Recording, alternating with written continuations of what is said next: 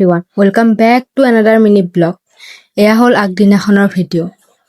আমি হবিজ ভাত খাই আছিলোঁ। পিছে হবিজ ভাত কি কাৰণে খালোঁ, কিহৰ বাবে খাবলৈ লগা হ'ল, সেইবোৰ পিছলৈ নিজে নিজে গম পাই যাব।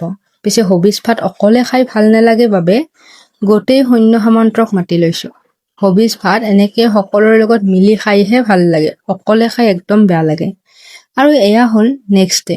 মাৰ ফটোখনত দেউতাই ধুনীয়াকৈ ফুলৰ মালা দি আছে। মানে আজি মাৰ 18 নম্বৰীয়া মৃত্যুবাৰ্ষিকী শ্ৰাদ্ধ। প্ৰথম বছৰৰ মৃত্যুবাৰ্ষিকী শ্ৰাদ্ধ কৰাৰ পিছত আমি ইমান বছৰে কৰিব পৰা নাছিলোঁ। বিভিন্ন কাৰণত, বিভিন্ন প্ৰব্লেমৰ বাবে আমি কৰিব পৰা নাছিলোঁ। পিছে এইবাৰ থিৰাং কৰি লৈছিলোঁ যে এইবাৰ মাৰ মৃত্যুবাৰ্ষিকী শ্ৰাদ্ধখন আমি কৰিমেই।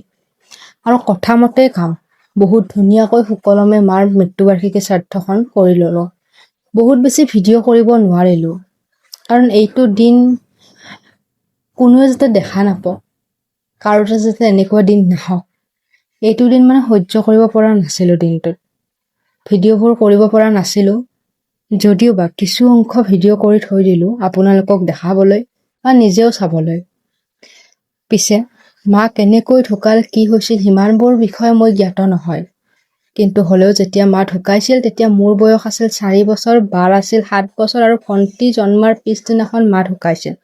আৰু তেতিয়াৰ পৰা আমাক বৰমাই ডাঙৰ দীঘল কৰিছে। দেউতা আৰু বৰমাই আমাক বহুত কষ্টৰে ডাঙৰ দীঘল কৰিছে। মা য'তেই আছে ভালে থাকক। আজি ভিডিঅ'টো ইমানখিনিয়ে, বাই বাই।